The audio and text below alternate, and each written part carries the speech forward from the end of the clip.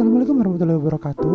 Hai semua, perkenalkan nama saya Faisal Dwi Priyatna dari Prodi S1 Pendidikan Teknologi Informasi, Konsentrasi Teknik Komputer Jaringan Fakultas Teknik Universitas Negeri Surabaya. Di sini saya akan memberikan video pemaparan tentang setting WiFi dasar dengan DHCP server menggunakan Cisco Packet Tracer. Materi ini memiliki beberapa poin materi penjelasan seperti yang pertama tujuan, yang kedua pengertian, yang ketiga cara kerja, yang keempat kelebihan dan kekurangan, yang kelima percobaan. Kita mulai dari poin yang pertama, yaitu tujuan setting WiFi dengan DHCP server adalah: yang pertama, memahami fungsi DHCP server dan klien. Yang kedua, mensimulasikan DHCP server dan klien dengan Cisco Packet Tracer.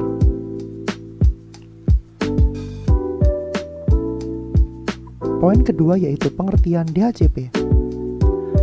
DHCP atau Dynamic Configuration Protocol adalah layanan yang secara otomatis memberikan nomor IP kepada komputer yang memintanya.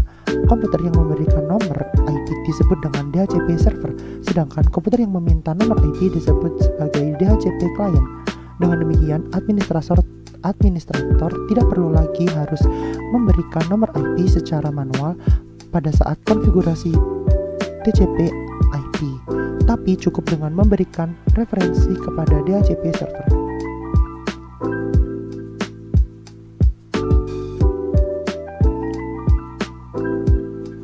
Poin ketiga yaitu cara kerja DHCP server. DHCP menggunakan 4 tahapan proses untuk memberikan konfigurasi nomor IP. Yang pertama, DHCP discover, di mana klien meminta nomor IP ke server atau broadcast mencari DHCP server. Yang kedua, DHCP offer, di mana DHCP server yang mempunyai nomor IP bisa lebih atau satu server memberikan penawaran ke klien tersebut. Yang ketiga, DHCP request, di mana klien memilih penawaran DHCP server yang pertama diterima dan kembali melakukan broadcast dengan pesan menyetujui peminjaman tersebut kepada DHCP server. Yang keempat, DHCP acknowledgement, di mana DHCP server yang menang memberikan jawaban atas pesan tersebut berupa konfirmasi nomor IP dan informasi lain kepada klien dengan sebuah acknowledgement. Kemudian klien melakukan inisialisasi dengan mengikat atau binding nomor IP tersebut dan klien dapat bekerja pada jaringan tersebut. Poin keempat yaitu kelebihan dan kekurangan DHCP server. Untuk kelebihannya, yang pertama, memudahkan dalam transfer data kepada PC klien lain atau PC server. Yang kedua, DHCP menyediakan alamat-alamat IP secara dinamik dan konfigurasi lain. DHCP ini didesain untuk melayani network yang besar dan konfigurasi TCP IP yang kompleks. Yang ketiga, DHCP memungkinkan suatu klien menggunakan alamat IP yang reusable. Artinya, alamat IP tersebut bisa dipakai oleh klien yang lain jika klien tersebut tidak sedang menggunakannya atau off. Yang keempat, DHCP memungkinkan suatu klien menggunakan satu alamat IP untuk jangka waktu tertentu dari server. Yang kelima, DHCP akan memberikan satu alamat IP dan parameter-parameter konfigurasi lainnya kepada klien. Kekurangannya yaitu semua pemberian IP bergantung pada server. Maka dari itu, jika server mati, maka semua komputer akan disconnect dan tidak saling terhubung.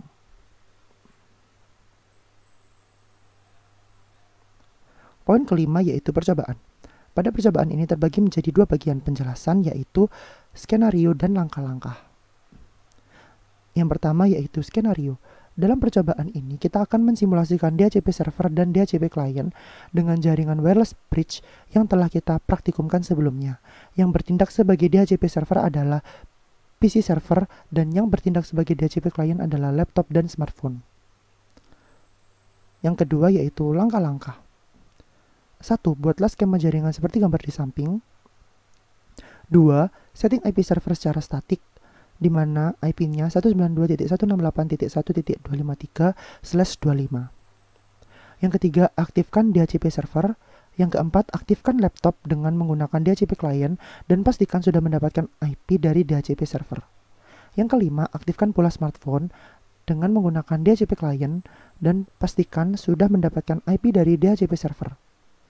Yang keenam, untuk mengetes bahwa laptop sudah terkoneksi dengan smartphone, silakan jalankan perintah ping dari laptop ke smartphone ataupun sebaliknya. Selanjutnya, saya akan mensimulasikan percobaan ini ke dalam Cisco Packet Tracer. Saya akan menjelaskan tentang apa yang saya jelaskan sebelumnya. Jadi, ini adalah bentuk skema jaringan yang sudah saya buat pada praktikum sebelumnya. Sekarang, saya akan menyeting DHCP server. Kita tambahkan server, dan kita ubah namanya menjadi DHCP server.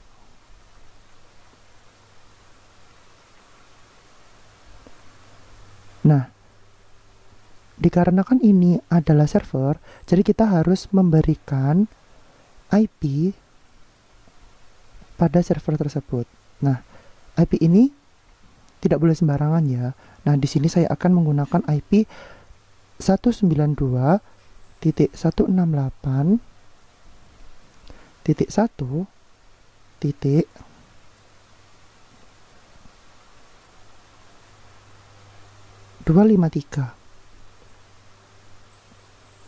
dengan /25.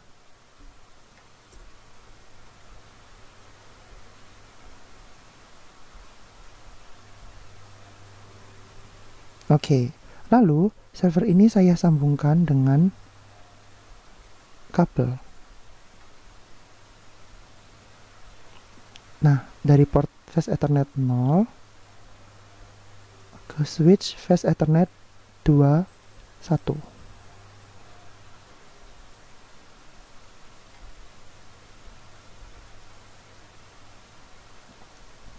Tunggu sampai yang kuning ini menjadi hijau.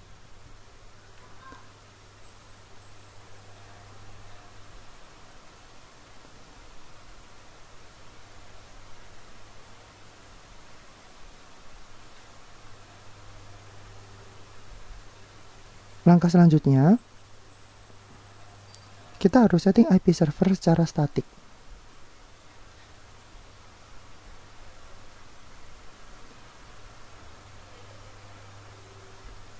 Nah, kita masukkan IP-nya 192.168.1.253 dengan subnet mask 128. Karena subnet mask 128 ini berada pada blok subnet 25.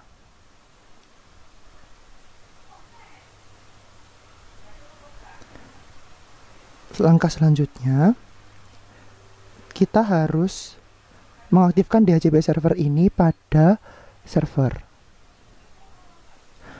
Nah, kita klik yang DHCP.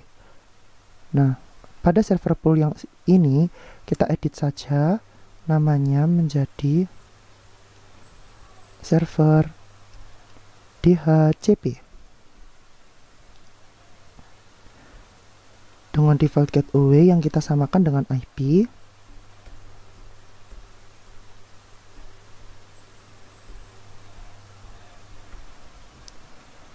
Dan DNS servernya juga sama.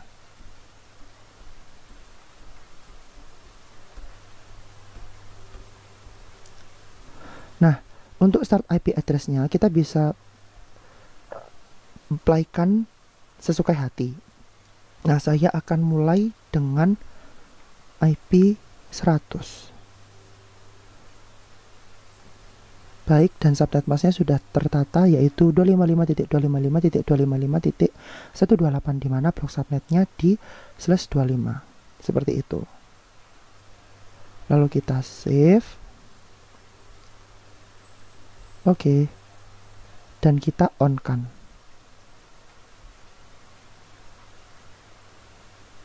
Baik. Setelah kita mengaktifkan DHCP server di server, langkah selanjutnya kita harus men-setting di laptop.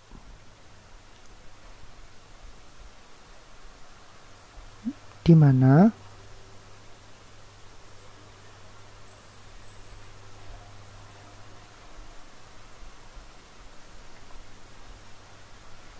kita harus membuka IP configuration dan mengganti dari static ini menjadi DHCP. Nah, di sini ada merequest IP dari DHCP server. Nah, sekarang sudah dapat, yaitu 129.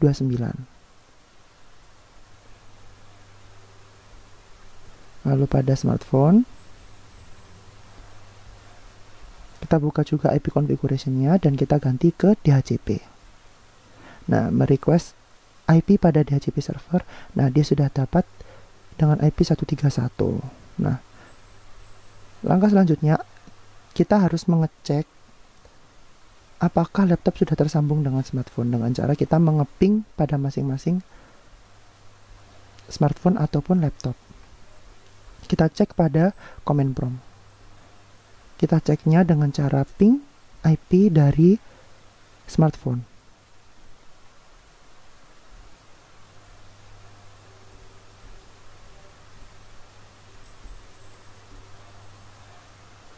Nah, sudah tersambung. Lalu kita cek lagi pada smartphone.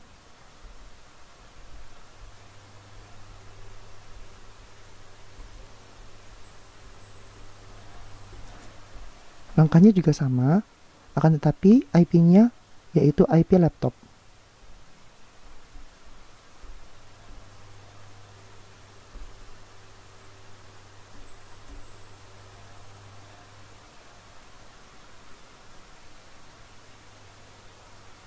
Nah, ini request timeout ya. Mungkin saya salah memasukkan IP pada laptop. Mari kita cek.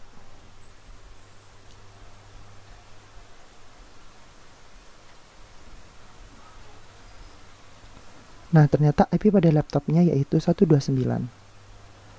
Saya salah memasukkan. Nah, kita coba lagi.